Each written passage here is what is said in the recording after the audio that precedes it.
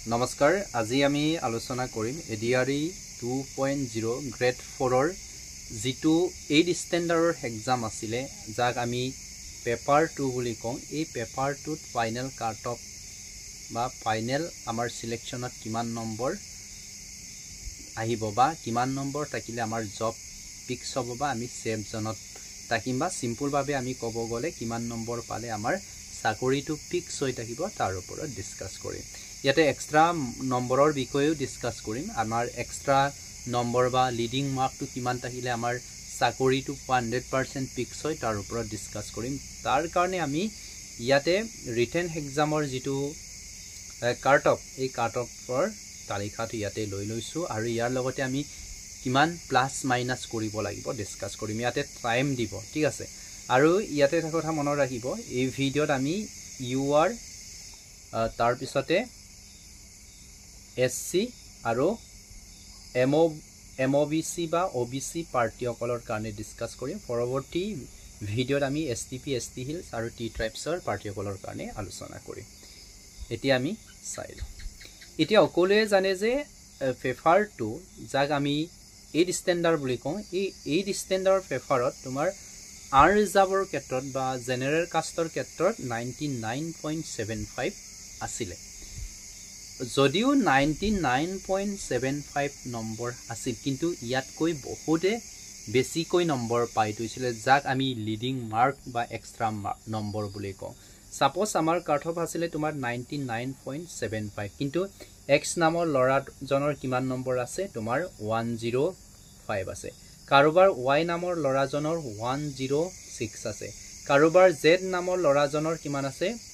103 আছে কাৰোবাৰ a নামৰ লৰাজনৰ কি আছে 102 কাৰোবাৰ 101 বা কাৰোবাৰ 1010 আছে এনে ধৰণে বেছিকে নম্বৰ পাই থৈছে যাক আমি 99.75 100 বুলিয়ে ধৰিব পাৰিম ঠিক আছে ইয়াতে 100 হবৰ কাৰণে only 25 এ কম সো 100 বুলি ভাবি 100 ৰ ওপৰত যিমান কিনি নম্বৰ আছে সাপোজ ইয়াতে x এ 105 পাইছে x ৰ কাৰণে সেই 5 টো কি হ'ব তোমাৰ এক্সট্ৰা নম্বৰ হ'ব y ৰ কাৰণে 6 টো কি হ'ব এক্সট্ৰা নম্বৰ হ'ব আৰু 3 টো কি হ'ব z ৰ কাৰণে কি হ'ব এক্সট্ৰা নম্বৰ হ'ব সো এই গুটেই কিনি যদি আমি হেবাৰেজ হিচাপে চাওঁ যে আমাৰ ৰিটেন এক্সামৰ কাট অফটো এইটো নাছিলে সাপোজ আমি ধৰি লব পাৰিম যে ৰিটেন এক্সামৰ কাট অফটো কি এক্সট্ৰা নম্বৰ কিনি আমি নৰমাল ভাবে যদি তোমাৰ কি কয় এভাৰেজ এটা ধৰি লও তেতিয়ালে আমি এটো ক'ব পাৰিম যে ইয়াৰ কাট অফ কিমান বুলি কম সাপোজ ইয়াতে আমি লিখি লব পাৰিম যে 99 ৰ জায়গাত এটো খাটি পেলাই আমি লিখিম যে year final cut off to written এক্সামৰ কিমান আছিল 103 বুলি ধৰি লও ঠিক আছে কিমান বুলি ধৰি লব লাগে 103 এভাৰেজ টু ধৰিছো কাৰোবাৰ 6 আছে 10 আছে ইকিনি মেটাৰ কৰা নাই 103 বা 105 বুলি ভাবি লৈছো সবৰেটো নাই কিন্তু প্ৰত্যেকজন পাৰ্টিৰ যিমান কিনি আমাৰ পাৰ্টি আছে বা কন্টাক্ট কৰিছে মোক একেৰকলৰ কিন্তু প্ৰায়ভাগৰ কি আছে 4 6 7 10 আছে কিছুমানৰ 9 আছে কাৰোবাৰ কিন্তু 12 আছে দেই এসটিপি পাৰ্টিৰ এজনৰ কিন্তু 12 নম্বৰ এক্সট্ৰা আছে সো এই গুটেই কিনি ক্যালকুলেট কৰি পেলাই যদি চাও তেতিয়ালে ইউআৰ ৰ ক্ষেত্ৰত 103 বুলি যদি আমি ৰিটেন এক্সামটো ধৰো তেতিয়ালে আকো আমাৰ থাকিলে যে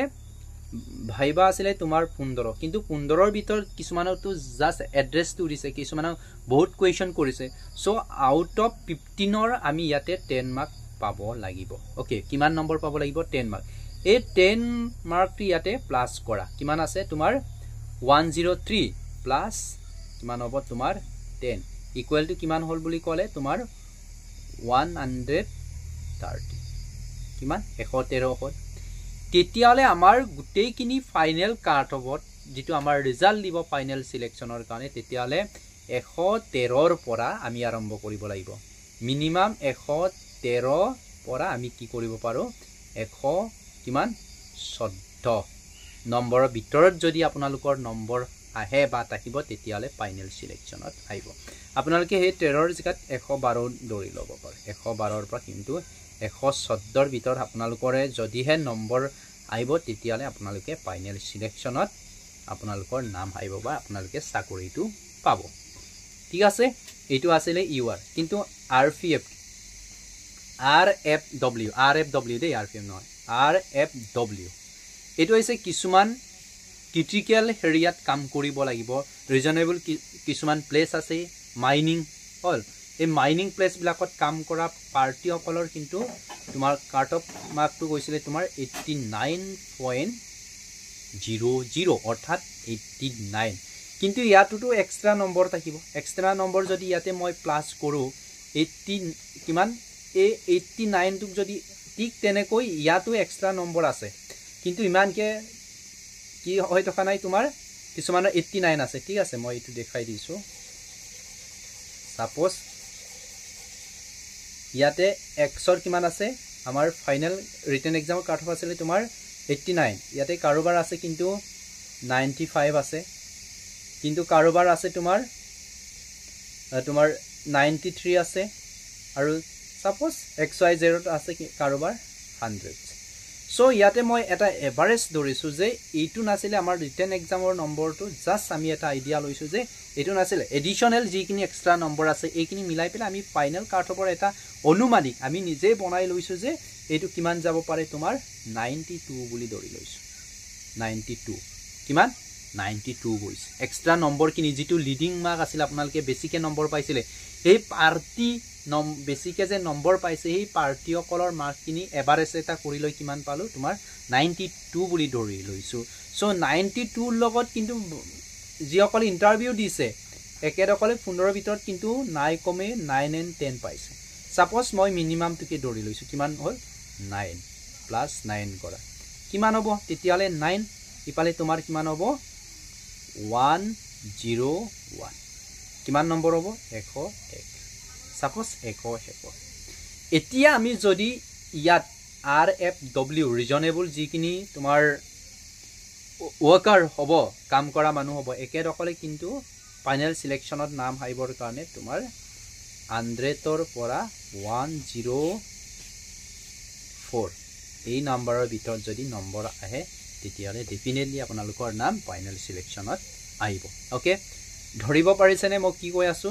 জাস্ট আপোনালোকে এটা কাম কৰিব লাগিব যে এক্সট্ৰা মাৰ্ক কিনি ইয়াতে এড কৰিব লাগিব বা প্লাস কৰিব লাগিব তাৰ পাছতে আমি ইয়াতে চাও SC ক্ষেত্ৰত যদি আমি চাও অল এতে ইউআৰ আছিল SC ক্ষেত্ৰত যদি আমি চাও তেতিয়ালে 93.50 আছে ঠিক তেনেকৈ এইটো এক্সট্ৰা মাৰ্ক বহুতৰ আছে সো এই এক্সট্ৰা মাৰ্কটো আমি কি কৰিম তোমাৰ 93 আছে নহয় ইটো আমি কিমান ৰিটেন এক্সামৰ কাট অফটো আছিল 97 আছে বুলি ভাবি লব লাগিব নিজে বনাই লৈছো ঠিক আছে এক্সট্ৰা নম্বৰ যে বহুতে যে বেছিকে পাইছে এটো কিমান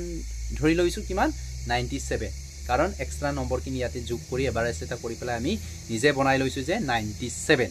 ঠিক আছে ফাইনাল কাট অফৰ কাৰণে সো 97 ৰ জায়গাত ইয়াতে কিন্তু SC পাৰ্টি অকল বহুত সুকা আজিকালি বহুত সুকা